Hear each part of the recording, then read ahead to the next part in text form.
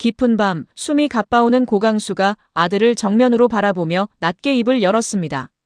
고대치야, 너를 이 집안의 후계에서 완전히 내려놓겠다. 고대치의 얼굴이 하얗게 질리며 목소리가 떨렸습니다. 아버지, 그게 무슨 말씀이세요? 제가 뭘 그렇게 잘못했다고요? 고강수는 손에 쥔 종이를 흔들리는 손끝으로 밀어내며 마지막 힘을 짜냈습니다. 25년 전 그 아이 아비를 네가 죽였잖느냐. 방 안의 공기가 얼어붙었습니다. 평생 자식의 허물을 덮어주던 아버지가 어떻게 이 밤에 아들을 정면으로 겨누게 된 것일까요? 그리고 문 앞에 서 있던 손자는 이 순간을 얼마나 오래 기다려온 것일까요? 고강수의 숨소리가 밤새 방 안을 무겁게 채웠습니다. 이영화는 침대 옆에 붙어 앉아 남편의 마른 손을 두 손으로 감싸쥔 채 한시도 눈을 떼지 못했습니다. 창밖은 아직 어둠이 짙었고 저택 전체가 이 방 하나를 중심으로 숨을 죽이고 있는 듯 했습니다. 밤이 깊어질수록 고강수의 기침은 잦아졌고 그때마다 이영화의 어깨도 함께 움찔거렸습니다. 그는 가쁜 숨을 몇 번이나 고른 뒤에야 겨우 말을 이어갔습니다. 영아씨, 물 좀 주겠소. 이영화는 얼른 잔을 들어 남편의 입가에 대주며 목소리를 낮췄습니다. 영감, 말 좀 아껴요. 자꾸 이러면 그나마 남은 기운도 다 새나가요. 고강수는 목을 축이고도 좀처럼 편해지지 못했습니다. 그의 눈빛은 물 한 모금보다 다른 데가 있었습니다. 그는 문 쪽을 향해 힘겹게 고개를 돌리며 물었습니다. 서 실장한테 맡긴 그 일은 아직도 소식이 없느냐? 곁을 지키던 조성준이 조심스레 앞으로 나섰습니다. 그는 고개를 숙이며 대답했습니다. 회장님, 서 실장이 마무리 짓는 대로 곧 올릴 겁니다. 조금만 더 기다려 주십시오. 고강수는 잠시 눈을 감았다가 다시 떴습니다. 그 눈 속에는 아직 풀지 못한 숙제 하나가 또렷하게 남아 있었습니다. 내가 눈 감기 전에 그것만은 내 손으로 매듭을 지어야 한다. 그러지 못하면 나는 죽어서도 발이 안 떨어질 게야. 그 말에 이영화의 가슴이 철렁 내려앉았습니다. 그녀는 남편의 손을 조금 더 꼭 쥐며 물었습니다. 그게 대체 무슨 일이기에 그래요? 나한테도 말을 못해요? 고강수는 대답 대신 옅게 고개를 저었습니다. 이영화는 그 침묵이 더 무서웠습니다. 남편이 저렇게까지 붙들고 있는 일이 대체 무엇이기에 마지막 기력까지 저기에 쏟으려 하는 것인지 알 수 없어 두려웠습니다. 조성준 역시 고강수의 얼굴에 드리운 그림자를 보며 속으로 무거운 짐을 함께 졌습니다. 그는 이 밤이 지나면 고강수가 마주하게 될 진실이 무엇인지 어렴풋이 짐작하고 있었기에 차마 그 눈을 오래 마주하지 못했습니다. 얼마 남지 않은 시간이라는 사실이 그 방 안 모든 사람의 어깨를 짓눌렀습니다. 이영화는 남편의 이마에 손을 얹으며 속으로 빌었습니다. 부디 저 숙제가 남편의 마지막을 더 아프게 하지 않기를요. 그러나 그 바람이 얼마나 부질없는 것인지 그녀는 아직 알지 못했습니다.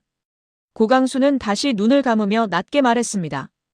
영아씨, 나 살면서 후회되는 일이 참 많소. 그 중에 제일 무거운 게 하나 있는데 그걸 못 풀고 가면 내가 사람이 아니지. 이영화는 그 말의 뜻을 다 헤아리지 못한 채 그저 남편의 손을 쓸어내리며 고개를 끄덕였습니다. 무슨 후회를 그리 담아두고 있어요. 다 지난 일인데. 고강수는 희미하게 웃었습니다. 그 웃음 속에는 아내조차 짐작 못할 오랜 짐이 고스란히 담겨 있었습니다. 조성준은 두 사람의 모습을 뒤에서 조용히 지켜보며 곧 밝혀질 진실이 이 평온한 밤을 어떻게 뒤흔들지 생각하니 가슴이 먹먹해졌습니다. 같은 시각 서건식은 서재에 홀로 앉아 오래된 조사 자료를 앞에 두고 있었습니다. 책상 위에는 25년 전 그날의 조각들이 낱낱이 펼쳐져 있었습니다. 정비소 수리 기록, 흐릿한 사고 현장 메모, 낡은 신문 조각, 그리고 오랫동안 아무에게도 보이지 않으려 숨겨온 종이들이었습니다. 서건식은 그 위에 손을 얹었다가 이내 힘없이 거두었습니다. 그는 지금까지 고강수를 지킨다는 명분으로 얼마나 많은 진실을 반쪽으로 접어왔는지 스스로 되짚었습니다. 처음 이 일에 발을 들였을 때부터 그는 늘 절반만 말하고 절반은 삼키는 사람이었습니다. 그렇게 하는 것이 고강수를 위하는 길이라 믿었고 또 자신이 감당해야 할 몫이라 여겼습니다. 진실을 온전히 밝히는 순간 무너질 사람들이 너무 많았기에 그는 늘 자기 입을 스스로 틀어막아 왔습니다. 그러나 이번만은 손이 쉽게 움직이지 않았습니다. 서건식은 낮게 혼잣말을 흘렸습니다. 이번에도 절반만 채워야 하나. 아니면 이제라도 전부. 말끝을 맺지 못한 채 그는 창밖의 어둠을 오래 바라보았습니다. 고강수의 명을 받든다는 말 뒤에서 또다시 자기 손으로 진실을 재단하는 자신의 모습이 두려웠습니다. 그가 감춰온 것은 단순한 사실 몇 줄이 아니었습니다. 한 사람의 죽음과 그 죽음이 남긴 어린 아들의 잃어버린 세월 전부였습니다. 그는 손끝으로 오래된 정비소 기록을 천천히 쓸어내렸습니다. 그날의 차, 그날의 시간, 그리고 그 뒤에 이어진 긴 침묵이 손끝에 고스란히 되살아나는 듯 했습니다. 서건식은 눈을 질끈 감았습니다. 눈꺼풀 안쪽으로 피투성이가 된 채 어린 아들의 이름을 부르던 한 사내의 얼굴이 떠올랐습니다. 그 얼굴은 25년 동안 단 하루도 그를 놓아준 적이 없었습니다. 이 종이 한 장을 어떻게 채우느냐에 따라 이 집안의 마지막 풍경이 완전히 달라질 것이라는 걸 그는 누구보다 잘 알았습니다. 고강수를 편히 보내드리려면 침묵해야 한다고 스스로를 다독여도 그 침묵이 결국 또 하나의 거짓이라는 사실이 자꾸만 목을 조여왔습니다. 그래서 더 손을 뗄 수 없었습니다. 서건식은 자리에서 일어나 창가로 걸어갔습니다. 어둠에 잠긴 정원을 내려다보며 그는 오래전 고강수가 자신에게 건넸던 말을 떠올렸습니다. 사람은 감출수록 작아지고 밝힐수록 커지는 법이라던 그 말을요. 그동안 자신은 고강수를 지킨다는 핑계로 정작 그 가르침을 등지고 살아온 것은 아닌지 서건식은 스스로에게 물었습니다. 답은 이미 정해져 있는 듯 했습니다. 다만 그 답을 손으로 옮길 용기가 아직 모자랄 뿐이었습니다. 그는 다시 책상으로 돌아와 자리에 앉았습니다. 펜을 쥔 손에 천천히 힘이 들어갔습니다. 밤은 깊어갔고 서재의 불빛만이 그의 갈등을 조용히 비추었습니다. 서재 문이 조용히 열리고 조성준이 들어섰습니다. 그는 책상 위에 펼쳐진 자료를 한눈에 알아보고 서건식 곁으로 다가와 낮게 말했습니다. 권씨가 아직도 그러고 있는 거냐? 서건식은 대답 대신 종이 위에 얹은 손을 거두지 못했습니다. 조성준은 의자를 끌어와 마주 앉으며 그를 똑바로 바라보았습니다. 결의가 이미 다 알아버렸어. 그 아이는 그날의 진실을 전부 손에 쥐고 무너졌다가 이제 겨우 자기 발로 서 있는 중이야. 그런데 정작 회장님만 아무것도 모르신다는 게 이게 무슨 의미가 있겠냐? 서건식의 어깨가 흠칫 떨렸습니다. 그는 힘겹게 입을 뗐습니다. 나도 안다. 알면서도. 조성준은 목소리를 조금 더 높였습니다.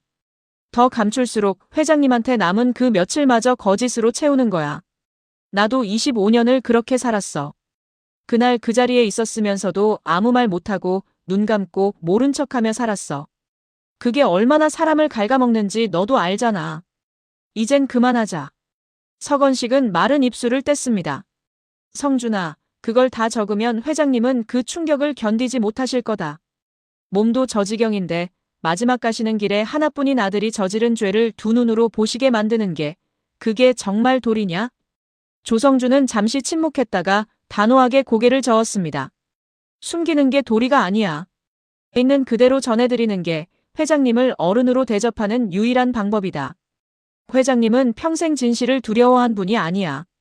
오히려 우리가 그분을 겁쟁이로 만들고 있는 거지. 반쪽짜리 보고서로 회장님을 또 속이지 마라. 서건식의 손이 가늘게 떨렸습니다. 그의 눈가에는 이미 붉은 기운이 번져 있었습니다. 그 아이한테 결의한테는 뭐라고 해야 하나. 이제 와서 다 밝힌다고 그 잃어버린 세월이 돌아오는 것도 아닌데. 조성준의 목소리도 함께 잠겼습니다. 돌아오지 않아. 그래도 진실은 알아야 그 아이가 앞으로 걸어갈 수 있어. 그게 우리가 그 애한테 해줄 수 있는 마지막이야. 조성준은 자리에서 일어나 그의 어깨를 한번 짚었습니다. 네 손으로 25년을 접어왔으면 이번엔 네 손으로 펴야지. 그래야 너도 살아. 문이 닫히고 다시 혼자가 된 서재에서 서건식은 오래도록 그 자리에 앉아 있었습니다. 그의 앞에는 여전히 채우지 못한 백지 한 장이 놓여 있었습니다. 조성준의 말이 귓가에 오래 맴돌았습니다. 그래야 너도 산다는 그 한마디가 25년 동안 스스로를 올감해 온 매듭을 조금씩 느슨하게 풀어주는 듯 했습니다. 서건식은 백지를 오래 내려다보았습니다. 이 종이를 채우는 일이 고강수를 아프게 할 것이라는 두려움은 여전했지만 감추는 일이 결국 모두를 더 크게 무너뜨린다는 사실이 이제는 더 또렷하게 보였습니다. 그는 눈가를 손등으로 훔치고 천천히 숨을 골랐습니다. 마음 깊은 곳에서 무언가가 조용히 결심으로 굳어가고 있었습니다. 밤이 가장 깊은 시각, 서건식은 마침내 펜을 들었습니다. 손끝은 여전히 무거웠지만 이번에는 그 무게를 피하지 않았습니다.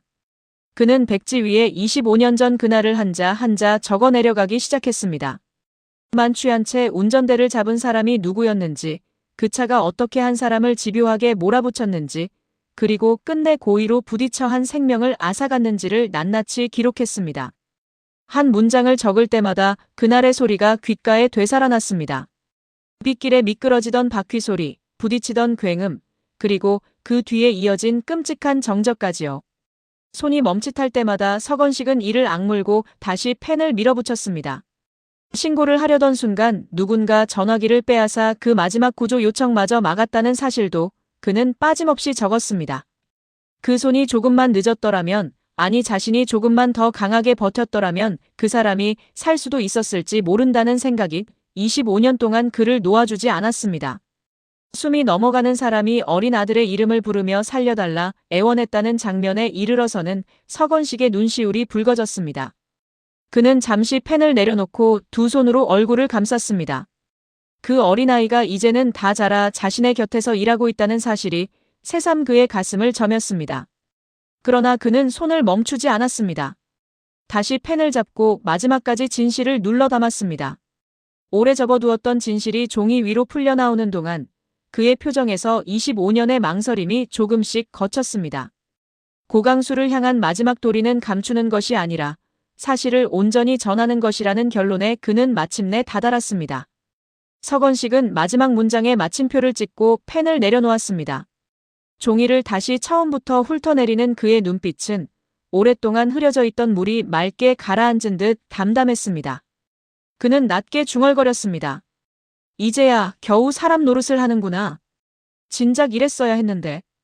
창밖으로 희미하게 새벽 기운이 스며들기 시작했습니다. 긴 밤이 지나가고 있었습니다. 서건식은 완성된 종이를 두 손으로 들어올려 다시 한번 눈으로 훑었습니다. 어느 한 줄도 고강수를 겨누기 위한 것이 아니었습니다. 오히려 고강수가 마지막 순간에 진실을 온전히 마주하고 그 위에서 스스로 결정을 내릴 수 있도록 돕기 위한 것이었습니다. 그는 종이를 가지런히 접었습니다. 손끝에 남은 잉크 냄새가 오래 미뤄온 고백의 냄새처럼 느껴졌습니다. 이제 남은 것은 이 종이를 고강수의 손에 직접 건네는 일뿐이었습니다. 서건식은 조용히 두 눈을 감고 지난 25년 동안 자신을 놓아주지 않았던 그 사내에게 마음속으로 인사를 건넸습니다. 늦어서 미안하다고, 이제라도 바로잡겠다고요. 같은 시각 다른 방에서 고결은 고대치 앞에 사업 서류를 내려놓고 있었습니다. 그는 표정 하나 흐트러뜨리지 않은 채 입을 열었습니다. 아버지, 이번 분기 결제건입니다.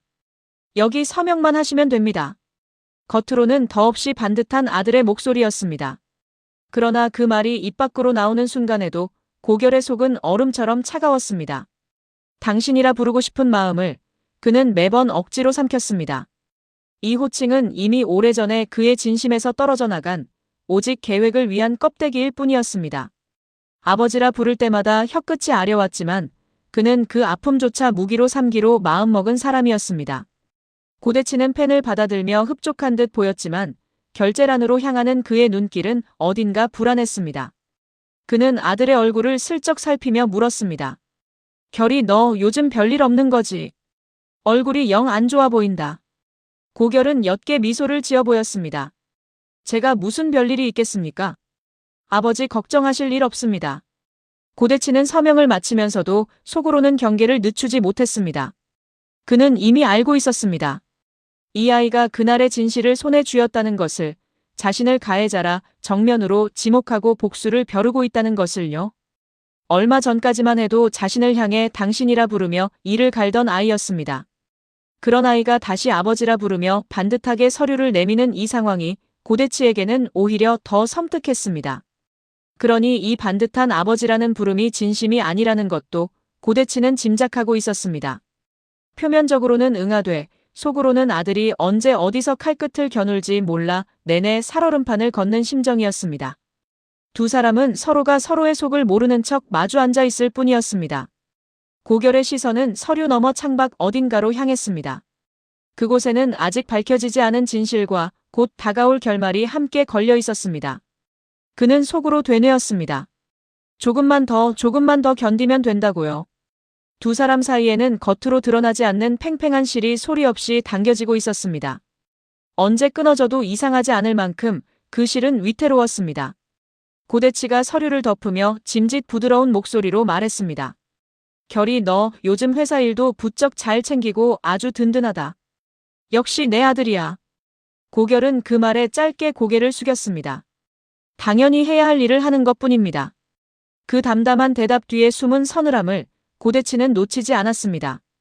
든든하다는 말로 아들을 붙들어 두려 할수록 그 아이가 점점 더 멀리 가 있다는 사실만 또렷해질 뿐이었습니다. 고결은 서류를 챙겨 들고 방을 나섰습니다. 문이 닫히는 순간까지도 그의 등은 조금도 흐트러지지 않았습니다. 홀로 남은 고대치는 결제가 끝난 서류를 멍하니 바라보다 낮게 한숨을 내쉬었습니다. 무언가 크게 잘못되어 가고 있다는 예감이 그의 등줄기를 서늘하게 훑고 지나갔습니다. 서명을 마친 고대치는 아들이 나간 뒤에도 자리를 뜨지 못했습니다. 재무팀 쪽에서 들려온 소식이 그의 속을 뒤집어 놓았기 때문입니다. 누군가 자신의 자금 흐름을 예상보다 깊이 파고들고 있다는 첩보였습니다. 고대치는 손톱을 잘근거리며 방안을 서성였습니다. 재무팀 결제 라인을 자기 손으로 다 틀어주었는데도 그 촘촘한 그물 안으로 파고드는 손이 있다는 사실이 그를 견딜 수 없게 만들었습니다. 마침 방에 들어온 은수정을 향해 그는 신경질을 쏟아냈습니다. 대체 누가 뒤에서 내 뒷조사를 시키는 거야? 당신은 이런 것도 하나 못 알아보고 여태 뭐 하고 있어? 은수정은 어리둥절한 얼굴로 남편을 바라보았습니다. 여보, 왜 또 갑자기 나한테 화풀이해요? 무슨 일인데 그래요? 고대치는 대답 대신 이마를 짚으며 소리를 높였습니다. 누군가 내 발밑을 파고 있단 말이야. 그것도 아주 집요하게. 이게 그냥 넘어갈 일이야? 은수정은 남편의 낯빛이 심상치 않음을 느끼고 목소리를 낮췄습니다. 당신 요즘 너무 예민해요. 그러다 큰 병 나겠어요. 요즘 아버님도 저리 편찮으신데 좀 진정을 해요. 그 말에 고대치의 얼굴이 잠시 굳었습니다. 그러나 그 굳은 표정은 아버지의 병세를 걱정하는 것과는 거리가 멀었습니다. 오히려 아버지가 계신 동안에는 절대 흔들려서는 안 된다는 계산이 그의 머릿속을 먼저 채웠습니다. 아버지의 시간이 얼마 남지 않았다는 사실보다 그는 자기 자리가 흔들릴지 모른다는 조바심에 먼저 사로잡혀 있었습니다.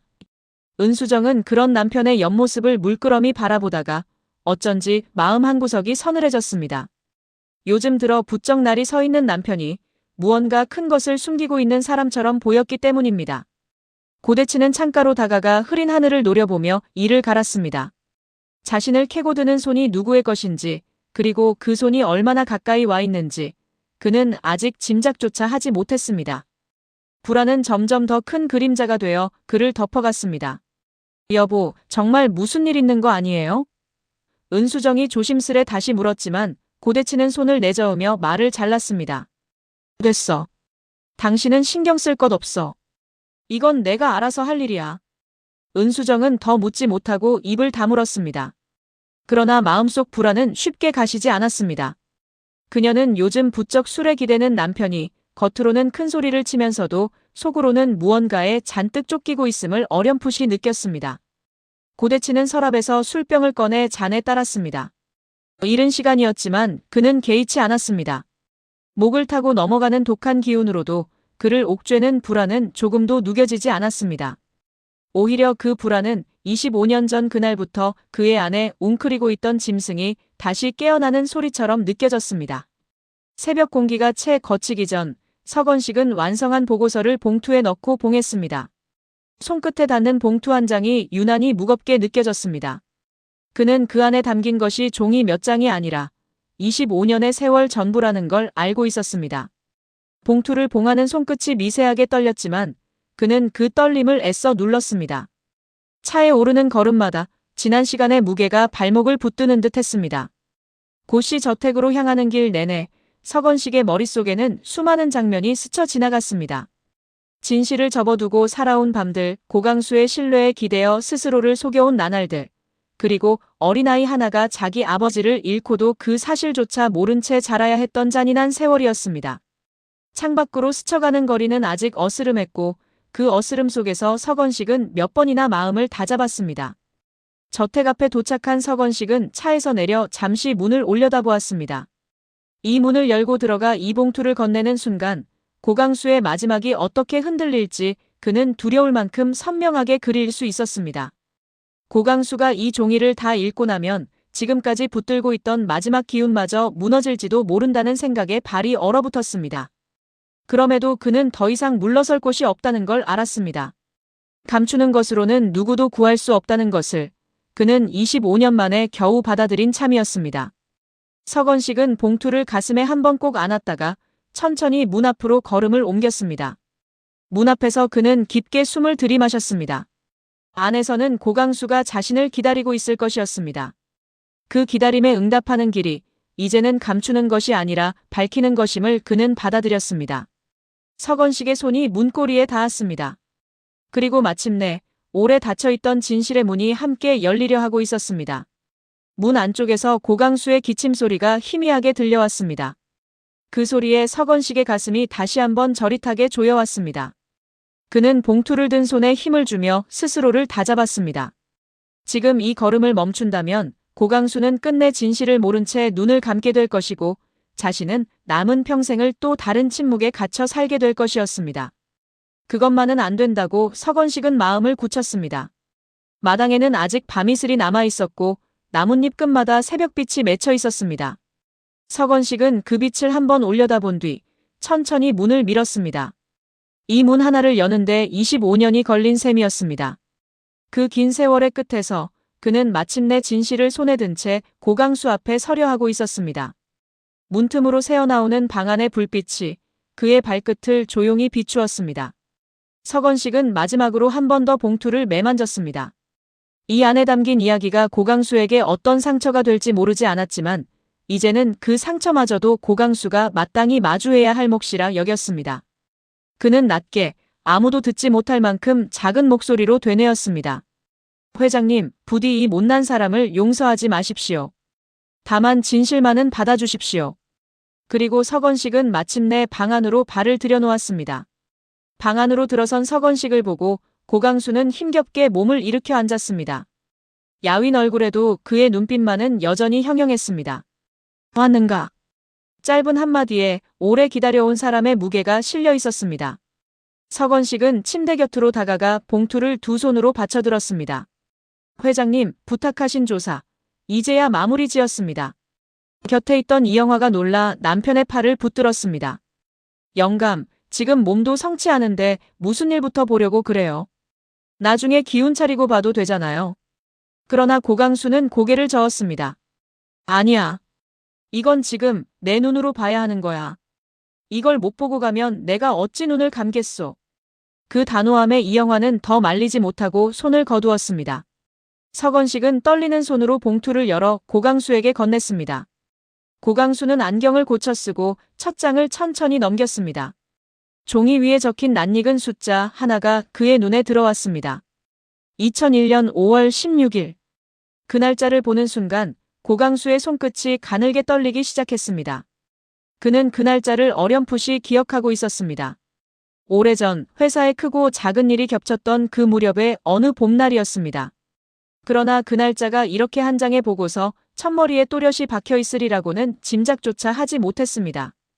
고강수는 서건식을 올려다보았습니다. 이게 무슨 날인가? 서건식은 차마 눈을 마주치지 못한 채 고개를 숙였습니다. 회장님, 끝까지 읽어주십시오. 그러면 아실 겁니다. 고강수의 시선이 다시 종이로 향했습니다. 이영화는 남편의 옆에서 그 낯빛이 조금씩 굳어가는 것을 불안하게 지켜보았습니다. 방 안에는 종이 넘기는 소리만이 유난히 크게 울렸습니다. 고강수의 손끝이 종이 위에서 자주 멈칫거렸습니다. 그는 한 줄을 읽고 눈을 감았다가 다시 뜨고 또 한 줄을 읽었습니다. 마치 눈앞의 글자가 사실이 아니기를 바라는 사람처럼요. 서건식은 그 모습을 차마 오래 지켜보지 못하고 시선을 내렸습니다. 그가 이 종이를 고강수에게 건네기까지 얼마나 오래 망설였는지 그 무게가 지금 이 순간 고스란히 방 안을 짓눌렀습니다. 이영화가 참다 못해 남편의 손 위에 자기 손을 얹으며 물었습니다. 영감, 얼굴이 왜 이렇게 하얘요? 대체 거기 뭐라고 적혀 있길래 그래요? 나한테도 좀 말을 해봐요. 고강수는 아내의 손을 가만히 밀어냈습니다. 그 손짓에는 이 종이 많은 아내에게 보이고 싶지 않다는 마지막 남은 아버지로서의 안간힘이 담겨 있었습니다. 그는 갈라진 목소리로 겨우 말했습니다. 영아씨 조금만 기다려주오. 내가 이걸 다 봐야 하오. 그러고는 다시 종이로 눈을 돌렸습니다. 한 장을 넘길 때마다 그의 어깨가 조금씩 더 내려앉았습니다. 무언가 돌이킬 수 없는 것이 이 방 안에서 천천히 그 모습을 드러내고 있었습니다. 보고서를 한 장 한 장 넘길수록 고강수의 낯빛은 점점 하얗게 질려갔습니다. 문장 하나하나가 마치 날카로운 못이 되어 그의 가슴에 박히는 듯 했습니다. 만취한 채 운전대를 잡은 사람, 한 사람을 집요하게 뒤쫓아 끝내 고의로 부딪힌 사람, 그리고 숨이 넘어가는 이의 마지막 구조 요청마저 전화기를 빼앗아 막아버린 사람. 그 모든 문장이 가리키는 곳에는 다름 아닌 자신의 하나뿐인 아들이 있었습니다. 고강수의 입술이 파르르 떨렸습니다. 그는 믿을 수 없다는 듯 같은 줄을 몇 번이나 다시 읽었습니다. 이게 대치가 한 일이라고. 대치가. 목소리가 갈라져 나왔습니다. 서건식은 고개를 숙인 채 낮게 대답했습니다. 회장님, 죄송합니다. 25년 동안 제가 이 진실을 감춰왔습니다. 고강수의 눈에서 핏발이 서기 시작했습니다. 그는 평생 아들의 허물을 모르지 않았습니다. 욕심 많고 자리에 집착하는 아들의 성정을 그는 누구보다 잘 알았습니다. 그러나 이것은 차원이 다른 일이었습니다. 한 사람의 목숨을 제 손으로 앗아가고 그 죽음마저 오래도록 덮어온 죄였습니다. 게다가 그 죽은 이가 남긴 어린 아들을 자기 손으로 데려와 아무것도 모른 채 키우게 했다는 사실 앞에서 고강수는 숨이 턱 막혔습니다. 종이를 쥔 그의 손에서 점점 힘이 빠졌습니다. 그럼 결의가 우리 결의가. 그 한마디를 끝으로 고강수는 더 이상 말을 잇지 못했습니다. 손에서 종이가 스르르 미끄러져 내렸습니다. 하얗게 질린 얼굴 위로 평생 지고 온 것보다 더 무거운 진실이 한꺼번에 내려앉고 있었습니다. 고강수는 떨어진 종이를 다시 주우려 손을 뻗었지만 그 손은 허공에서 힘없이 떨렸습니다. 그의 머릿속에는 오래전 어린 고결을 처음 데려오던 날의 기억이 떠올랐습니다. 부모를 잃고 말을 잃은 채 눈만 껌뻑이던 그 작은 아이의 얼굴이 지금 이 순간 선명하게 되살아났습니다. 그 아이의 아버지를 앗아간 사람이 다름 아닌 자신의 아들이었고 자신은 아무것도 모른 채 그 아이를 그 아들의 손에 맡겨 키웠던 것입니다. 그 사실이 고강수의 온몸을 무너뜨렸습니다. 내가 그 아이한테 무슨 짓을 한 거냐? 아무것도 모르고 나는. 그의 목소리가 끊어질 듯 이어졌습니다. 서건식이 다급히 다가섰습니다. 회장님, 진정하십시오. 이러시면 안 됩니다. 그러나 고강수의 눈은 이미 초점을 잃어가고 있었습니다. 평생을 강골로 버텨온 노인의 몸이 이 한 장의 진실 앞에서 마침내 지탱할 힘을 잃었습니다. 그는 종이를 가슴에 안은 채 고개를 떨구었습니다. 평생 아들의 크고 작은 허물을 감싸 안으며 살아왔지만 이것만은 도저히 감쌀 수 없는 죄였습니다. 그 사실을 인정하는 순간 아버지로서의 그의 마음도 함께 무너져 내렸습니다. 이영화가 놀라 남편의 어깨를 붙잡았습니다. 영감, 왜 그래요? 영감! 쿵 하는 소리와 함께 고강수의 상체가 옆으로 무너졌습니다. 이영화의 비명이 방 안을 찢었습니다. 영감! 정신 차려요, 영감! 서건식이 황급히 고강수를 부축하며 소리쳤습니다. 누구 없느냐? 어서 의사를, 사람 좀 불러라. 순식간에 저택이 발칵 뒤집혔습니다. 복도를 뛰는 발소리, 다급하게 오가는 목소리가 온 집안을 채웠습니다. 고강수가 위독하다는 전갈은 바람처럼 빠르게 퍼져나갔습니다. 소식을 들은 가족들이 하나둘 침실 앞으로 모여들기 시작했습니다. 가장 먼저 달려온 것은 고대치였습니다. 그는 창백한 얼굴로 문을 밀고 들어서려다 바닥에 떨어진 보고서를 보고 순간 걸음을 멈췄습니다. 뒤이어 은수정이 종종 걸음으로 따라 들어왔고 고민호와 서승리도 굳은 얼굴로 도착했습니다. 마지막으로 고결이 나타났습니다.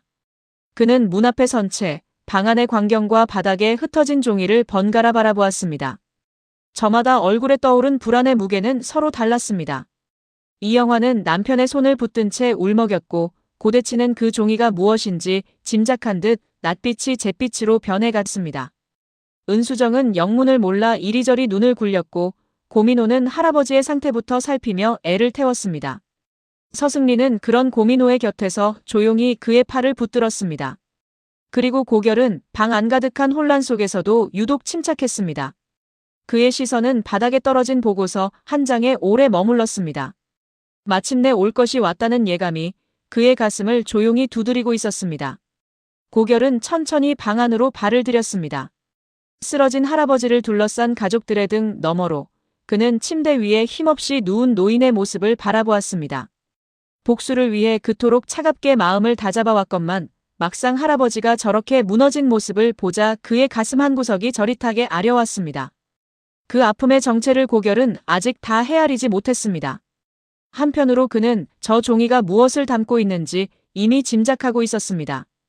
자신이 그토록 오래 파헤쳐온 그날의 진실이 이제 마침내 할아버지의 손에까지 닿은 것이었습니다.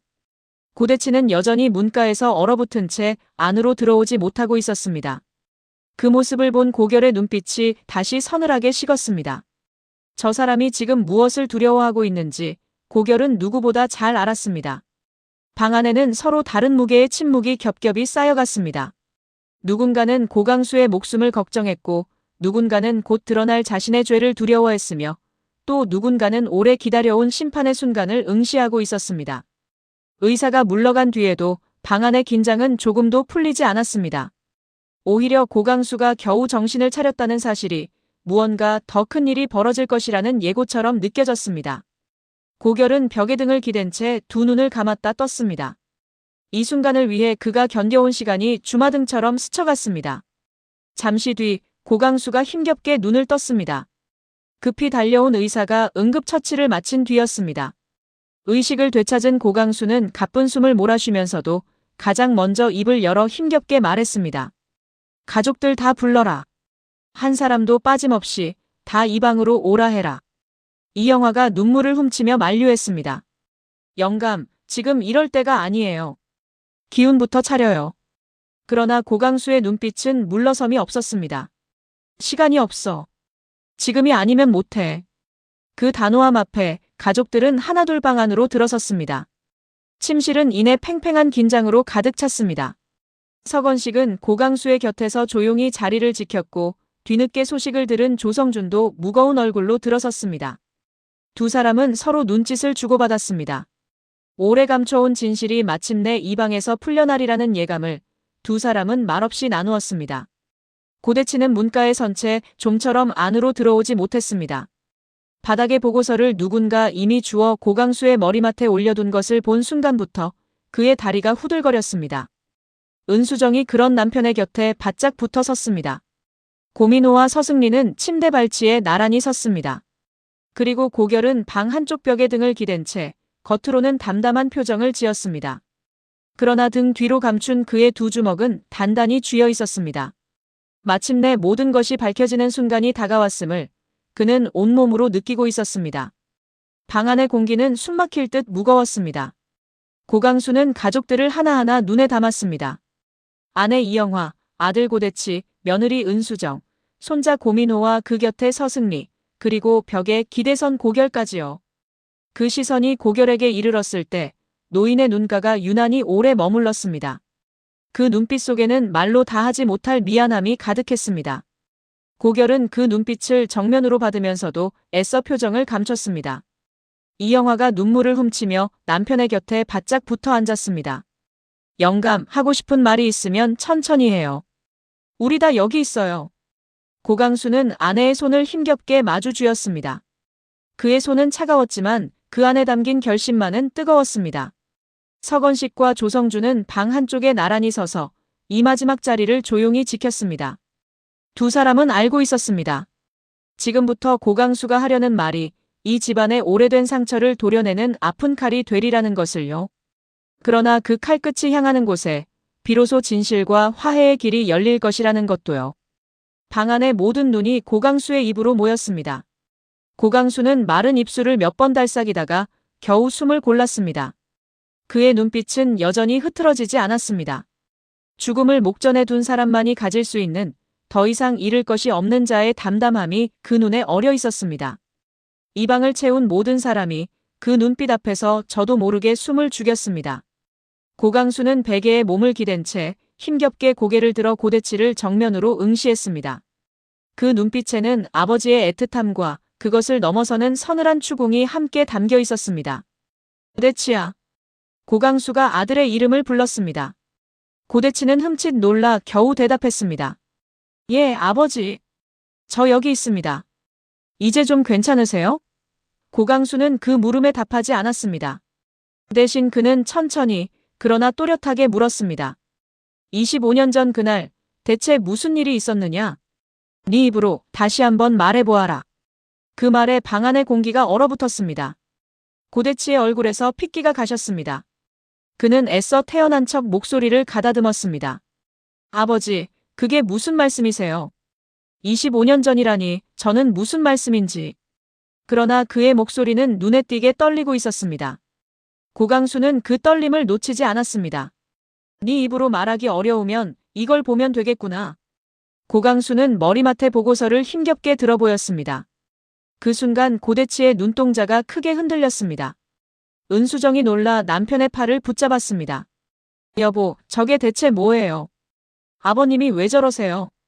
고대치는 아내의 손을 뿌리치듯 하며 억지 웃음을 지었습니다. 아무것도 아니야. 아버지가 편찮으셔서 잠깐 착각을 하신 거야. 그러나 그 말은 스스로를 향한 변명처럼 공허하게 흩어졌습니다. 고결은 그 광경을 벽 한쪽에서 차갑게 지켜보았습니다. 마침내 저 사람이 자기 입으로 진실 앞에 서게 될 순간을 그는 오래 기다려왔습니다. 고강수는 아들의 흔들리는 눈을 똑바로 마주 보았습니다. 대치야, 나는 지금 너를 벌하려고 이러는 게 아니다. 다만 네 입으로 진실을 말하는 걸 이 애비가 죽기 전에 한 번은 듣고 싶은 거야. 그 말에 고대치의 두 다리가 후들거렸습니다. 그는 무너지려는 마음을 억지로 붙들며 되뇌었습니다. 아버지, 정말 이러지 마세요. 저는 정말 아무 잘못도. 그러나 말끝은 힘없이 흩어졌습니다. 은수정은 그런 남편의 모습에 점점 더 불안해졌습니다.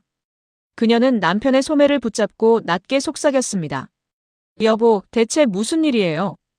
아버님이 왜 저러시는지 나한테 좀 말해봐요. 고대치는 아내의 말에 대답할 겨를조차 없었습니다. 그의 온 신경은 오직 고강수의 손에 들린 저 종이 한 장에 쏠려 있었습니다. 저 안에 무엇이 적혀 있는지, 그리고 그것이 자신을 어디까지 몰아갈지, 그는 두려움에 숨이 막혔습니다. 고결은 그 모든 것을 지켜보며 마음속으로 조용히 그날의 아버지 한수철을 떠올렸습니다. 이제 곧 그 오랜 진실이 이 방 안에서 온전히 제 모습을 드러낼 참이었습니다.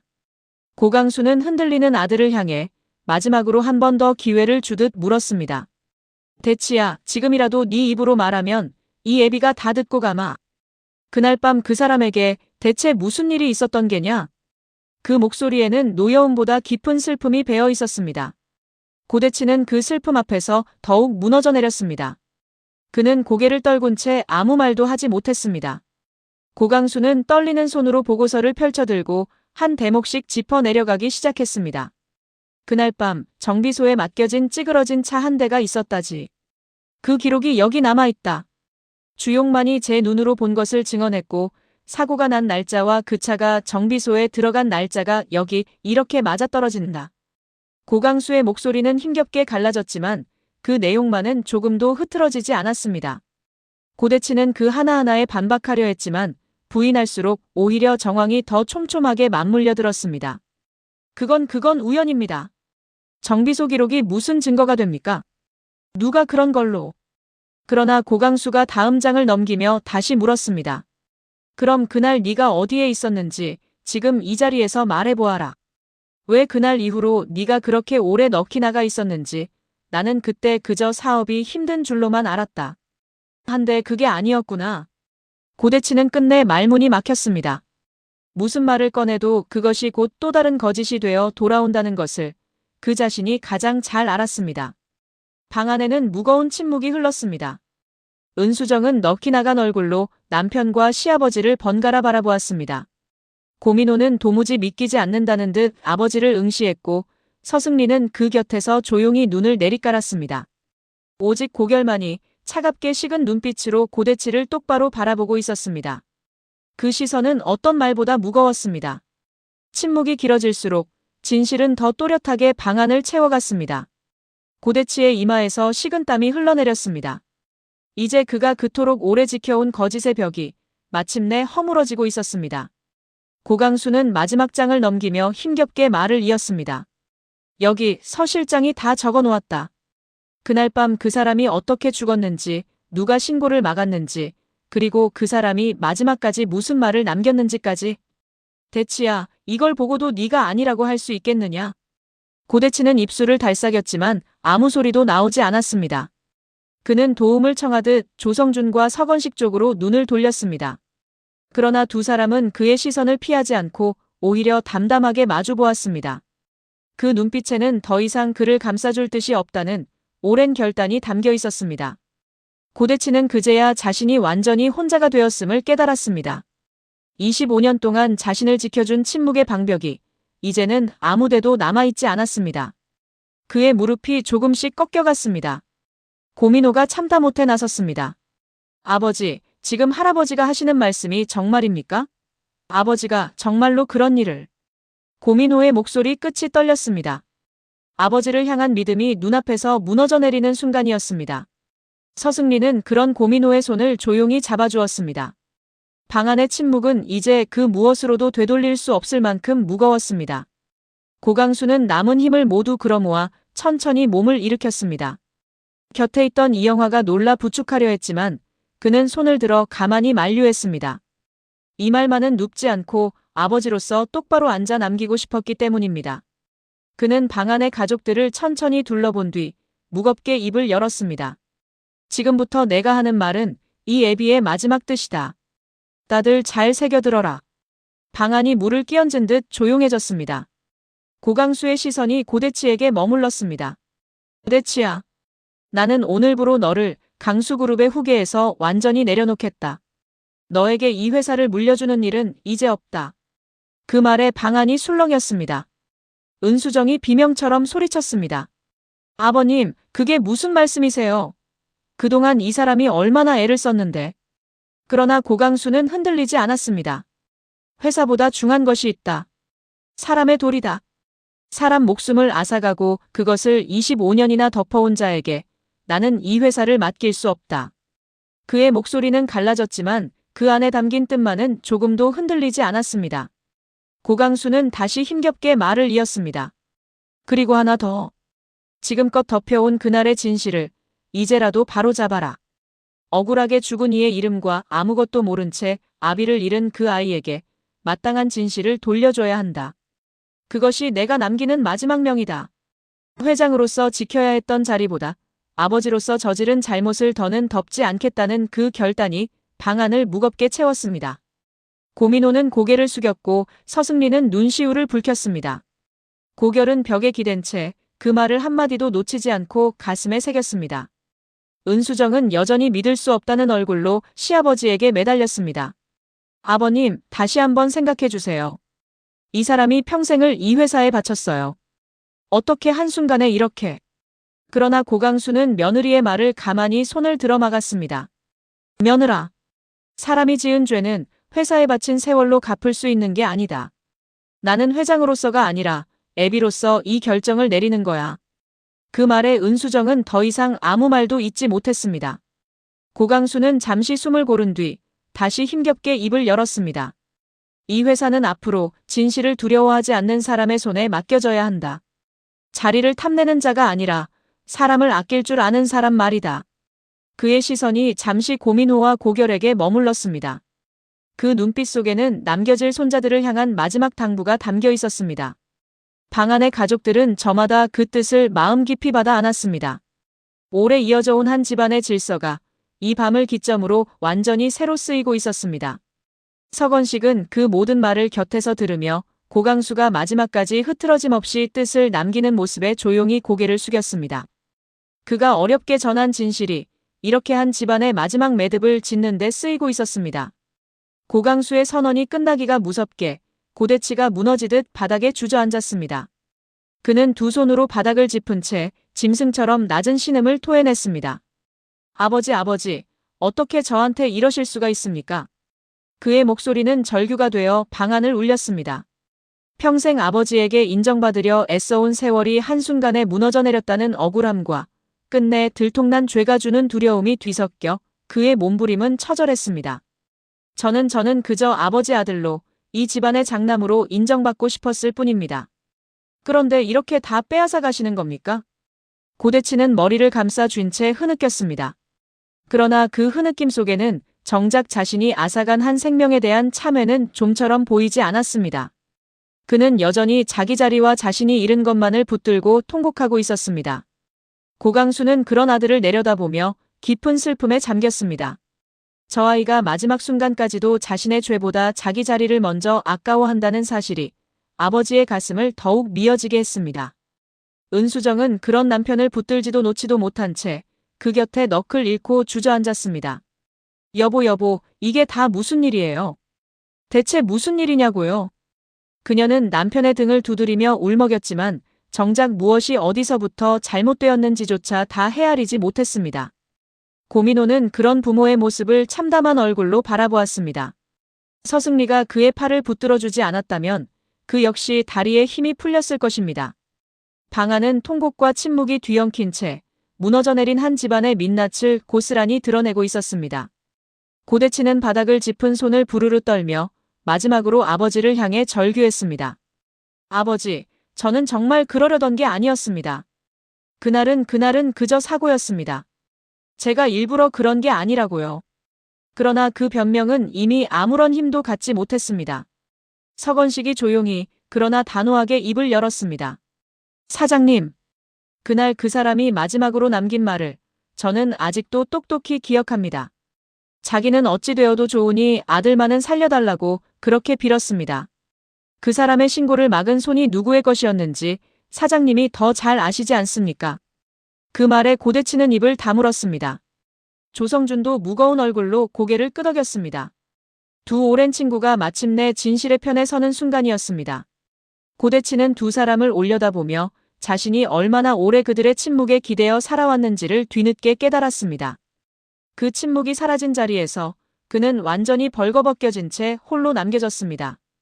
은수정은 넋이 나간 채 그런 남편의 곁을 지켰지만 그녀조차 이제 무슨 말로 남편을 감싸야 할지 알지 못했습니다. 방 안 가득한 통곡 속에서 고대치의 절규만이 유난히 외롭게 흩어졌습니다. 한동안 아들의 절규를 지켜보던 고강수가 천천히 고개를 돌렸습니다. 그의 시선이 향한 곳은 벽 한쪽에 조용히 서 있던 고결이었습니다.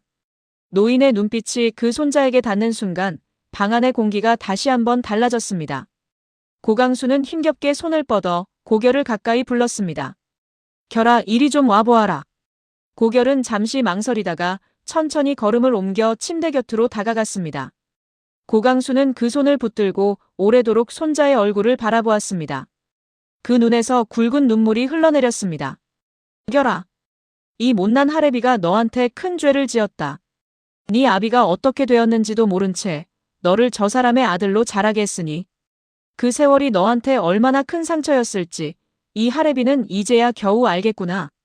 고강수의 목소리가 떨렸습니다. 그는 손자의 손을 두 손으로 감싸쥐고 힘겹게 고개를 숙였습니다. 미안하다, 결아. 정말 미안하다. 내가 진작 알았어야 했는데. 평생 누구에게도 고개를 숙인 적 없던 고강수가 손자 앞에 스스로 고개를 떨구는 모습이었습니다. 그 광경을 지켜보던 가족들 모두 숨을 죽였습니다. 이영화는 두 손으로 입을 막은 채 흐느꼈고 서건식과 조성준도 차마 그 모습을 오래 보지 못하고 고개를 돌렸습니다. 고결은 그 사죄를 받는 순간 오래도록 얼음처럼 굳어있던 가슴 어딘가가 무너져 내리는 것을 느꼈습니다. 복수를 위해 다잡아온 마음이 할아버지의 진심 어린 눈물 앞에서 조금씩 녹아내리기 시작했습니다. 그동안 고결은 이 집안의 누구도 진심으로 자신에게 미안해하지 않으리라 여겨왔습니다. 그래서 더 차갑게, 더 단단하게 마음을 걸어 잠갔습니다. 그런데 지금 할아버지가 죽음을 목전에 둔 그 마지막 순간에 오직 자신에게 고개를 숙이며 용서를 구하고 있었습니다. 그 진심이 고결의 오랜 원망을 흔들었습니다. 고강수는 떨리는 목소리로 말을 이었습니다. 네가 얼마나 외로웠을지, 얼마나 무서웠을지 이 할애비는 다 헤아리지도 못한다. 그래도 이 말만은 꼭 하고 싶었다. 너를 이 집에 데려온 건 널 불행하게 하려던 게 아니었다는 걸. 그것만은 믿어다오. 고결의 눈에서 뜨거운 것이 왈칵 쏟아졌습니다. 그는 오래도록 참아온 말들을 목 안으로 삼키며 그저 할아버지의 손을 더 꼭 마주 쥐었습니다. 그 손은 차가웠지만 그 안에 담긴 진심만은 따뜻했습니다. 방 안의 가족들은 그 광경을 지켜보며 저마다 눈물을 훔쳤습니다. 고민호는 동생을 바라보며 그동안 자신이 미처 헤아리지 못한 동생의 아픔을 뒤늦게 깨달았습니다. 형이라 부르던 그 아이가 실은 얼마나 큰 비밀을 홀로 짊어지고 살아왔는지를요. 서승리도 조용히 눈시울을 붉히며 그 곁을 지켰습니다. 오래도록 이 집안을 갈라놓았던 거짓이 걷히자 비로소 서로의 진짜 얼굴이 보이기 시작했습니다. 할아버지의 사죄와 손자의 눈물이 만나는 그 자리에서 얼어붙어 있던 모든 마음이 조금씩 제자리를 찾아가고 있었습니다. 고결은 끝내 참아온 눈물을 쏟아냈습니다. 25년 동안 가슴 깊이 눌러온 무게가 할아버지의 사죄 한마디에 본물처럼 터져나온 것입니다. 그는 침대 곁에 무릎을 꿇고 할아버지의 손을 마주 잡았습니다. 할아버지 잘못이 아니에요. 할아버지도 속으신 거잖아요. 그의 목소리는 울음에 젖어 잠겨 있었습니다. 고강수는 고개를 저으며 손자의 손을 더 꼭 쥐었습니다. 아니다. 내가 좀 더 살폈어야 했다. 이 할애비를 원망해도 좋다. 고결은 눈물을 닦으며 오래 삼켜온 한마디를 마침내 입 밖으로 꺼냈습니다. 할아버지, 저는 이제 한결입니다. 제 진짜 이름은 한결이에요. 그 말과 함께 그가 25년간 짊어져온 잃어버린 이름이 제자리를 찾았습니다. 고강수는 눈물 어린 눈으로 손자를 바라보며 고개를 끄덕였습니다. 그래 한결아. 한결이었구나. 이제야 네 이름을 불러주는구나. 그 순간 고결은 아니 한결은 오랫동안 자신을 짓눌러온 무게가 조금씩 가벼워지는 것을 느꼈습니다. 할아버지의 사죄를 받아들이는 것이 곧 세상을 떠난 친아버지 한수철을 향한 마지막 도리라는 것을 그는 그제야 깨달았습니다. 아버지가 마지막까지 지키려 했던 것이 다름 아닌 자신의 목숨이었음을, 그리고 이제 그 아들이 제 이름을 되찾고 진실 앞에 섰음을요. 한결의 어깨가 태어나 처음으로 가볍게 펴졌습니다. 그 곁에서 이영화가 손자의 등을 가만히 쓸어내렸습니다. 오래 얼어붙어 있던 한 가족의 마음이 그 눈물 속에서 조금씩 서로를 향해 열리고 있었습니다. 이영화가 젖은 목소리로 손자를 다독였습니다. 한결아. 이 할미도 이제부터 네 진짜 이름을 불러주마. 그동안 얼마나 힘들었니? 한결은 고개를 끄덕이며 처음으로 할머니의 품에 기댔습니다. 그동안 누구에게도 보이지 않으려 감춰온 어린아이의 얼굴이 그 순간 잠깐 드러났습니다. 서건식은 문가에 선 채 그 모습을 지켜보며 눈시울을 붉혔습니다. 자신이 25년 동안 감춰온 진실이 마침내 이 아이의 이름을 제자리로 돌려놓았다는 사실에 그는 깊은 회한과 안도를 함께 느꼈습니다. 조성준 역시 조용히 고개를 숙였습니다. 두 사람은 알았습니다. 이 아이가 이름을 되찾기까지 흘린 눈물의 무게를, 그리고 그 이름 뒤에 서린 한 사람의 죽음과 부성애를요. 방 안에는 슬픔과 위로가 함께 흐르고 있었습니다.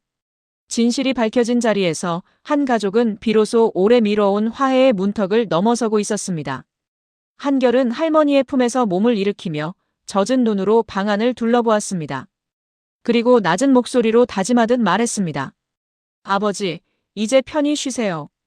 제가 아버지 몫까지 잘 살아볼게요. 그 말은 세상을 떠난 친아버지 한수철을 향한 것이었습니다. 오래 잃어버렸던 이름과 함께 그는 마침내 아버지에게 붙이지 못한 마지막 인사를 건넬 수 있게 되었습니다. 새벽이 밝아올 무렵 고강수의 숨소리가 점점 더 옅어졌습니다. 그는 마지막 힘을 다해 아내의 손을 붙들었습니다. 이영화는 그 손을 두 손으로 감싼 채 남편의 얼굴에서 눈을 떼지 못했습니다. 영감, 조금만 더 있어요. 우리 아직 할 말이 많잖아요. 그녀의 목소리는 이미 울음에 젖어 있었습니다. 고강수는 희미하게 웃으며 아내의 손을 어루만졌습니다. 영아씨 그동안 나 같은 사람 만나서 고생 많았소. 이제야 짐을 다 내려놓으니 마음이 참 가볍구려. 이영화는 고개를 저으며 흐느꼈습니다. 그런 말 하지 말아요. 고생은 무슨 고생이에요. 나는 영감이랑 살아서 참 좋았어요. 고강수의 눈이 천천히 감겼습니다. 그토록 오래 짊어졌던 25년의 비밀도 마지막 순간에 남긴 사죄도 이제 모두 내려놓은 듯 그의 얼굴은 더없이 평온했습니다. 그는 마지막으로 손자 쪽을 향해 옅게 미소를 지어 보였습니다. 그 미소를 끝으로 고강수는 아내의 손을 놓지 않은 채 조용히 눈을 감았습니다. 방 안가득 흐느낌이 번져갔습니다. 이영화는 남편의 가슴에 얼굴을 묻고 오열했고 고민호와 서승리도 서로를 붙든 채 울음을 삼켰습니다. 한결은 침대 발치에서 무릎을 꿇은 채 소리 없이 눈물을 흘렸습니다. 서건식은 문 밖에서 조용히 고개를 숙였습니다.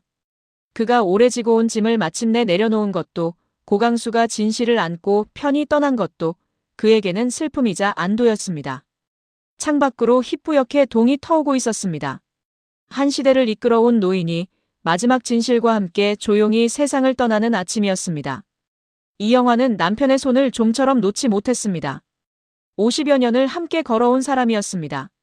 젊은 날 청상의 몸으로 만나 서로를 의지하며 여기까지 온 세월이 주마등처럼 그녀의 눈앞을 스쳐갔습니다. 영감, 잘 가요. 거기 가서는 아무 짐도 지지 말고 편히 쉬어요. 이영화의 목소리가 가늘게 떨렸습니다. 한결이 다가와 할머니의 어깨를 감싸 안았습니다.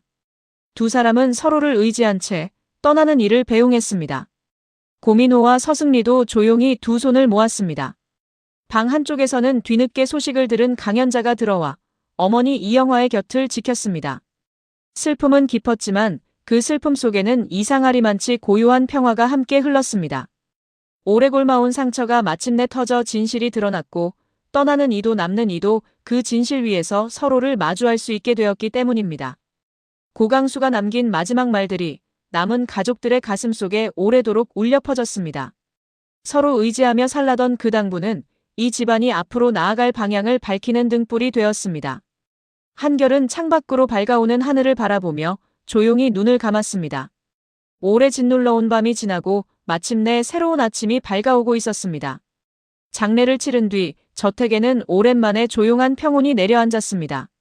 고강수가 떠난 자리는 컸지만 그가 남긴 마지막 뜻은 남은 가족들의 마음속에 깊이 자리 잡았습니다. 이영화와 강연자가 나란히 앉아 서로의 손을 맞잡았습니다. 오랜 세월 떨어져 있던 모녀는 이 슬픔 속에서 오히려 더 단단히 서로를 붙들었습니다. 조성주는 그런 두 사람 곁에서 묵묵히 자리를 지켰고 한결과 고민호, 서승리도 한자리에 모여 서로를 다독였습니다. 고민호가 한결의 어깨를 짚으며 말했습니다. 이제부터라도 우리 서로 진짜 가족으로 지내자. 그동안 못다한 게 많으니까. 한결은 고개를 끄덕이며 옅게 웃었습니다. 네, 형. 그렇게 해요. 오래 얼어붙어 있던 이름들이 이제는 조금씩 온기를 되찾아가고 있었습니다. 그러나 그 온기 속에서도 오직 한 사람만은 철저히 홀로 남겨졌습니다. 고대치는 후계에서 밀려나고 가족 누구의 위로도 받지 못한 채 텅 빈 방에 홀로 앉아 있었습니다. 그의 곁에는 이제 아무도 없었습니다. 평생 붙들어온 자리도 그토록 인정받고 싶어하던 아버지도 그리고 가족의 온기마저도 모두 그의 손을 떠나버렸습니다. 그는 창밖을 멍하니 바라보며 자신이 저지른 일의 무게를 이제야 홀로 마주하고 있었습니다. 남은 가족들이 화해의 첫걸음을 내딛는 그 시간에 고대치에게는 응분의 대가가 이제 막 시작되고 있었습니다. 진실은 밝혀졌고 흩어졌던 마음들은 다시 모이기 시작했지만 그 대가의 자리에 홀로 남은 한 사람의 그림자는 유난히 길고 짙었습니다. 이영화는 강연자의 손을 쓸어내리며 조용히 말했습니다. 이제 우리 아버지가 남긴 뜻대로 서로 의지하며 살자꾸나. 그게 그 양반 마지막 소원이었으니. 강연자는 눈물을 훔치며 고개를 끄덕였습니다. 네, 엄마. 그렇게 해요. 오래 떨어져 있던 모녀가 이제는 슬픔마저 함께 나누는 사이가 되어 있었습니다. 한결은 그런 두 사람을 바라보며 처음으로 이 집이 낯설지 않게 느껴졌습니다. 자신을 짓눌러온 거짓의 무게가 사라진 자리에 비로소 진짜 가족의 온기가 스며들고 있었기 때문입니다. 고민호가 다가와 한결의 어깨를 툭 쳤습니다. 한결아, 우리 이제 자주 보자. 그동안 못 나눈 이야기 천천히 다 하자. 한결은 옅게 웃으며 고개를 끄덕였습니다. 그 웃음은 오래 잊고 있던 것이었습니다. 홀로 남겨진 고대치의 방문 너머로 남은 가족들의 낮은 웃음소리가 희미하게 흘러들었습니다. 그 소리는 그에게 닿지 못한 채 닫힌 문 앞에서 조용히 멈춰 섰습니다. 응분의 대가란 어쩌면 벌보다도 이 지독한 외로움일지 모른다는 사실을 고대치는 이제야 온몸으로 느끼기 시작했습니다. 그는 텅 빈 방 안에서 지난 25년을 되짚어 보았습니다. 자리를 지키기 위해 저지른 일이 결국 자신에게서 모든 것을 앗아갔다는 사실이 그제야 뼈아프게 다가왔습니다. 창밖으로 스며드는 아침 햇살조차 그의 방문 안으로는 좀처럼 들지 못했습니다. 지금부터는 앞선 회차에서 벌어진 일들의 속뜻을 하나씩 짚어보겠습니다. 고결이 잃어버린 기억을 되찾은 뒤로 이 집안의 오래된 비밀들이 한꺼번에 수면 위로 떠올랐지요. 25년을 감춰온 그날의 진실과 그 진실 앞에서 저마다 다르게 흔들리는 사람들의 마음을 따라가 보겠습니다. 그리고 다음 회에 이 관계들이 어느 쪽으로 흘러갈 수 있는지 그동안 깔려온 단서들을 함께 살펴보겠습니다. 고결이 25년 전 사고의 기억을 온전히 되찾은 대목은 이 이야기의 축이 완전히 바뀌는 자리입니다. 그동안 고결은 반복되는 악몽에 시달리면서도 그것이 무엇인지 몰라 괴로워했습니다. 그 흐릿한 조각들이 마침내 또렷한 그림으로 맞춰졌을 때 고결이 마주한 것은 자신을 키워준 사람이 곧 친아버지를 죽인 사람이라는 사실이었습니다. 고결은 이 진실 앞에서 무너지는 대신 이름을 되찾는 길을 택했습니다. 스스로를 더 이상 고결이 아니라 한결이라 부르기 시작한 것이지요. 이 이름의 회복은 단순한 호칭 문제가 아닙니다. 고대치의 아들로 살아온 지난 세월을 스스로 지워내겠다는 선언이자 친아버지 한수철의 자식으로 다시 서겠다는 다짐입니다. 이 이름을 되찾는 과정이 순탄했던 것은 아닙니다. 고결은 좋은 애를 뒤에서 끌어안는 그녀의 손길 앞에서도 마음을 열지 못했고 한때 누군가를 사랑하고 행복해질 수 있다 믿었던 자신을 착각이었다고 못 박았습니다. 7살 그날 이후로 자신은 결코 누군가를 사랑할 수 없는 사람이라는 그 말은 상처가 사람을 어떻게 스스로 가두는지를 보여줍니다. 이름을 되찾는 일과 마음을 닫는 일이 동시에 일어난 셈이지요. 고결이 고대치를 향해 아버지라는 호칭을 버리고 당신이라 부르며 맞선 것도 같은 맥락입니다. 그는 복수를 입에 올렸습니다. 상대가 가장 두려워하고 가장 놓치고 싶지 않은 것부터 하나하나 무너뜨리겠다고 했지요. 공소시효가 다 지났다는 고대치의 비웃음 앞에서도 고결은 물러서지 않았습니다. 법으로 물을 수 없다면 자신의 방식으로 갚겠다는 각오였습니다. 고결의 이 변화를 이해하려면 그가 어떤 아이였는지를 떠올려야 합니다.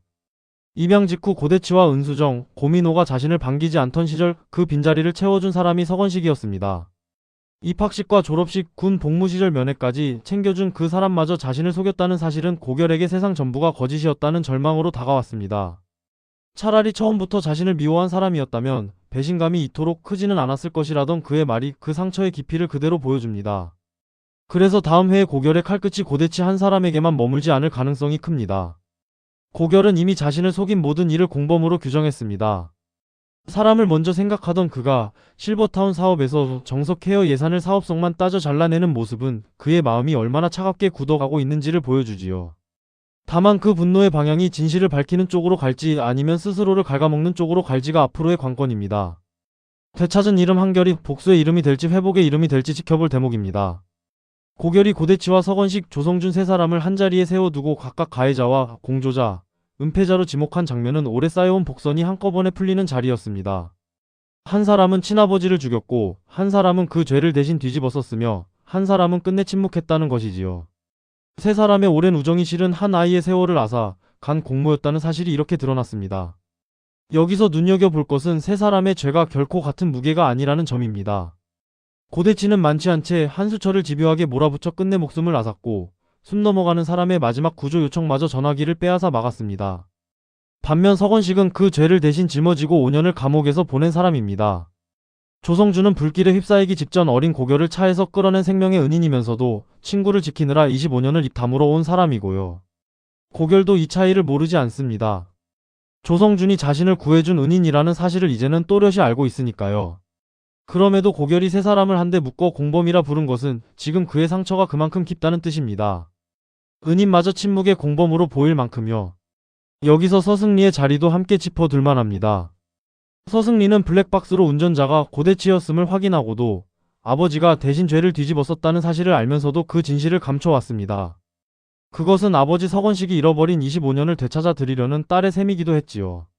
진실을 아는 사람이 이렇게 늘어날수록 고결이 느끼는 배신의 그물도 함께 넓어졌습니다. 그래서 다음 회에는 이 세 사람의 서로 다른 무게가 각자 다른 결말로 갈라질 가능성이 높습니다. 진짜 죄를 지은 고대치와 죄를 대신 진 서건식과 침묵으로 죄에 가담한 조성준이 같은 심판을 받을 수는 없기 때문입니다. 특히 서건식과 조성준이 스스로 진실을 밝히는 쪽으로 움직인다면 고결의 분노도 결국 고대치 한 사람에게로 좁혀질 여지가 있습니다. 죄의 무게를 가려내는 일이 곧 고결이 다시 사람을 믿을 수 있게 되는 첫걸음이 될 것입니다. 서건식이라는 사람을 읽는 열쇠는 언제나 절반이라는 말에 있습니다. 그는 늘 절반만 말하고 절반은 삼키는 사람이었습니다. 아내 유정란에게조차 자신이 폴란드가 아니라 감옥에 있었다는 사실을, 그것도 낯선 이에 차를 몰다 사고를 냈다는 절반의 진실로만 내놓았지요. 딸 서승리에게는 모든 걸 혼자 짊어지겠다며 입을 막았고요. 이 절반의 습관은 고광수를 향한 오랜 충심에서 나온 것입니다. 진실을 온전히 밝히는 순간 무너질 사람이 너무 많았기에 서건식은 늘 자기 입을 스스로 틀어막아 왔습니다. 위중한 고광수가 충격을 견디지 못할까봐, 딸의 시댁이 흔들릴까봐 그는 자수하려던 마음마저 여러 번 삼켰습니다. 그러나 조성준이 던진 말이 서건식을 계속 흔듭니다.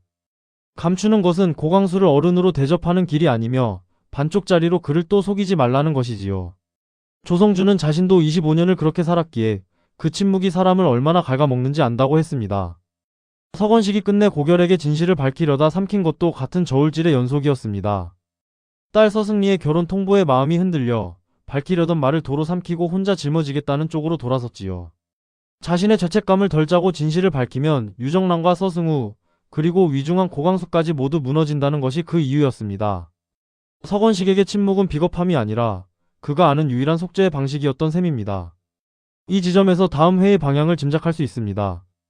고광수가 서건식에게 마지막 조사를 끝까지 마쳐 달라 당부한 만큼 서건식이 손에 쥔 그 조사 보고서가 결국 진실을 담는 그릇이 될 가능성이 큽니다. 평생 절반만 말해온 사람이 마지막 한 번은 전부를 적어 고광수 앞에 내놓는 쪽으로 기울 수 있다는 뜻입니다. 그렇게 되면 고광수는 남의 입이 아니라 가장 믿는 사람의 손을 통해 아들의 죄를 마주하게 됩니다. 반쪽으로 지켜온 진실을 온전히 되돌려 놓는 것이 서건식이 고결에게 갚을 수 있는 마지막 도리일 것입니다. 고광수는 병세가 완연한 가운데에도 무언가를 예감하고 있었습니다. 죽기 전 남은 숙제는 고대치가 사욕을 버리고 바르게 사는 것 하나뿐인 줄 알았는데 요즘 들어 자신이 모르는 문제가 있는 것 같다고 이영화 앞에서 속내를 내비쳤지요. 아들을 향한 회장의 예감이 조용히 깊어지는 대목이었습니다. 이 예감은 주용만의 증언으로 한 걸음 더 나아갔습니다. 25년 전 그날 자정 무렵 고대치가 찌그러진 회사차를 몰래 정비소에 맡겼다는 사실을 주용만이 털어놓았고 그 시점이 한수철의 기일과 겹친다는 것을 고광수가 깨달았으니까요. 아들의 사고와 아끼던 직원의 죽음이 같은 날이었다는 사실 앞에서 회장의 의심은 더 이상 되돌릴 수 없을 만큼 무거워졌습니다. 이영화의 자리도 이 대목에서 함께 읽어야 합니다. 이영화는 표정과 목소리만으로도 남편의 근심을 다 안다며 고광수의 마음을 열게 했고 야위어 가는 남편을 지극정성으로 돌보아 왔습니다. 고광수가 마지막 결단을 내릴 힘을 얻는다면 그 곁을 끝까지 지킨 이영화의 존재가 큰 몫을 할 것입니다. 오랜 세월 함께 견뎌온 부부의 정이 진실을 마주하는 노인의 마지막 버팀목이 되는 셈이지요. 여기에 고광수가 서건식에게 털어놓은 예시이야기가 또 하나의 층을 더합니다. 고등학교 시절 고대치가 저지른 시계도난을 서건식이 대신 뒤집었었던 일, 그 죄책감으로 오래도록 서건식을 익명으로 도와왔다는 고백이지요. 자식의 허물은 애비가 갚아야 한다던 그 말은 고광수가 아들의 잘못을 오래전부터 대신 짊어져 온 아버지였음을 보여줍니다. 고광수가 손자 고결을 처음 데려오던 날의 기억도 이 대목에서 무겁게 되살아납니다. 부모를 잃고 말을 잃은 채 눈만 껌뻑이던 그 작은 아이를 고광수는 직접 보육원까지 찾아가 데려왔습니다. 그 아이의 아버지를 앗아 간 사람이 다름 아닌 자신의 아들이었고 자신은 아무것도 모른 채 그 아이를 그 아들의 손에 맡겨 키웠던 것이지요. 이 사실을 알게 되는 순간 고광수가 받을 충격은 병든 몸으로 감당하기 어려운 것입니다. 그래서 다음 회에 고광수가 마침내 진실의 전모를 마주할 가능성이 높습니다. 평생 아들의 허물을 감싸온 아버지가 이번만은 도저히 감쌀 수 없는 죄 앞에 서는 것이지요. 그때 고광수가 내릴 마지막 결단은 아들을 후계에서 내려놓고 억울하게 세월을 빼앗긴 손자에게 사죄하는 쪽일 수 있습니다. 시계도난의 죄를 대신 진 서건식을 오래 도왔듯 이번에는 아들의 가장 큰 죄를 아버지로서 매듭짓는 길을 택할 수 있다는 뜻입니다. 얼마 남지 않은 시간을 아들을 덮는 데 쓰지 않고 진실을 바로 세우는 데 쓰는 마지막 아버지의 자리입니다. 고결과 조은혜의 관계가 벼랑 끝에 선 것은 진실이 두 사람 사이를 갈라놓았기 때문입니다. 고결은 조은혜가 조성준의 딸이라는 이유만으로 그녀마저 자신을 속인 사람으로 여기게 됐습니다. 조은혜가 무전기가 고쳐진 것을 알고도 숨겼던 일, 조성준을 감싸던 대화를 엿들은 일이 고결의 마음에 불신의 못을 박았지요. 고결은 조은혜를 철저히 인턴으로만 대하며 선을 그었습니다. 사적인 대화도 접근도 사절이라 못을 받고 재계약은 없으니 다른 직장을 알아보라고까지 했습니다. 7살 그날 이후 자신은 결코 누군가를 사랑할 수 없는 사람이라는 말은 상처받은 사람이 스스로를 지키려 세우는 벽처럼 들립니다. 그러나 조은혜는 그 벽 앞에서 물러서지 않았습니다. 미워해도 좋으니 제발 스스로를 망가뜨리지는 말아달라 애원했고 언제 어디서든 곁을 지키겠다던 약속을 되뇌며 달려가 그를 끌어안았습니다. 조은혜의 이 한결같음은 고결이 무너지지 않도록 붙드는 마지막 끈입니다. 조은혜가 고결을 속인 데에는 사정이 있었습니다. 무전기가 고쳐진 것을 알고도 숨긴 것은 아버지 조성준의 부탁으로 서건식에게 하루만 더 스스로 밝힐 기회를 주려던 탓이었지요. 그 하루가 결국 때를 놓치게 만들었고 고결에게는 그것이 또 하나의 거짓으로만 보였습니다. 진실을 밝히려던 마음과 지키려던 마음이 어긋나면서 가장 가까운 두 사람 사이가 벌어지고 만 것입니다. 그래서 다음 해에 두 사람의 관계가 완전히 끊어지기보다 진실이 온전히 드러난 뒤 다시 이어질 가능성이 남아 있습니다. 고결의 분노가 조은혜가 아니라 진짜 죄를 지은 쪽으로 향하게 될 때 그동안 곁을 지켜온 조은혜의 마음이 비로소 고결에게 가닿을 수 있기 때문입니다. 기억을 마주하는 건 고결 혼자여도 곁에는 늘 자신이 있겠다던 조은혜의 약속이 무너진 고결을 다시 일으키는 힘이 될 수 있습니다. 상처가 깊은 만큼 그 상처를 함께 견뎌준 사람의 자리도 그만큼 커질 것입니다. 고대치는 오직 하나의 물건에만 매달려 왔습니다. 그날 사고 차량의 블랙박스에서 나온 메모리 카드 그것만 사라지면 자신은 완벽한 무죄가 된다고 믿었지요. 그러나 그 확신은 이미 곳곳에서 금이 가고 있습니다. 고결이 스스로 기억을 되찾았고 친아버지가 남긴 무전기 녹음까지 증거로 살아났으니까요. 게다가 고대치의 발밑에서는 또 다른 조사가 조여오고 있습니다. 재무팀 전자결제를 독단으로 틀어진 그의 비자금 흐름을 조성준과 서건식이 고강수의 밀명을 받아 파고들고 있기 때문입니다. 누군가 자신의 자금을 깊이 캐고 있다는 첩보의 고대치가 은수정에게까지 신경질을 쏟는 모습은 그가 얼마나 쫓기고 있는지를 그대로 보여줍니다. 고대치의 불안이 은수정에게로 튀는 모습도 이 국면을 잘 보여줍니다. 그는 서건식의 이름이 지사 명단에 없는 것을 캐물었다가 오히려 아버지 고강수의 의심에 불을 붙인 은수정에게 제발 들쑤시지 말라며 예민하게 쏘아붙였습니다. 늘 큰소리치던 사람이 아내에게까지 애먼 짜증을 쏟는 것은 그만큼 발밑이 흔들리고 있다는 뜻이지요. 은수정조차 남편이 무언가 큰 것을 숨기고 있음을 어렴풋이 느끼기 시작했습니다. 여기에 후계 레이스라는 변수가 겹칩니다. 고강수의 지분 20%를 두고 벌어지는 3파전에서 서승리는 남편 고민호를 우승시켜 아버지 서건식이 잃어버린 25년을 되찾겠다는 속셈을 다잡고 있습니다. 고대치는 그 며느리에게 무슨 수를 써서라도 고민호를 우승시키라 압박하지만 정작 그 며느리의 진짜 계산은 고대치가 짐작조차 못하는 곳에 있지요. 고대치가 보이는 발악의 방식도 눈여겨볼 만합니다. 고결이 지내던 조씨가에 몰래 숨어들어 문제의 녹음기를 직접 훔쳐내려 한 일이 그렇지요. 어린 조빈나를 따돌리고 방을 헤집다 강연자에게 들킨 그 모습은 한때 그룹을 좌우하던 사람이 얼마나 궁지에 몰렸는지를 그대로 드러냅니다. 증거 하나에 자신의 모든 것이 걸려있다는 조바심이 그를 점점 더 무모한 선택으로 몰아가고 있습니다. 그래서 다음 해에 고대치의 은폐가 안팎에서 함께 무너질 가능성이 높습니다. 그가 25년간 완벽하다 믿었던 침묵의 방벽은 이미 집안 안쪽에서부터 허물어지기 시작했습니다. 증거는 살아났고 아버지는 예감했으며 며느리는 다른 셈을 하고 있습니다.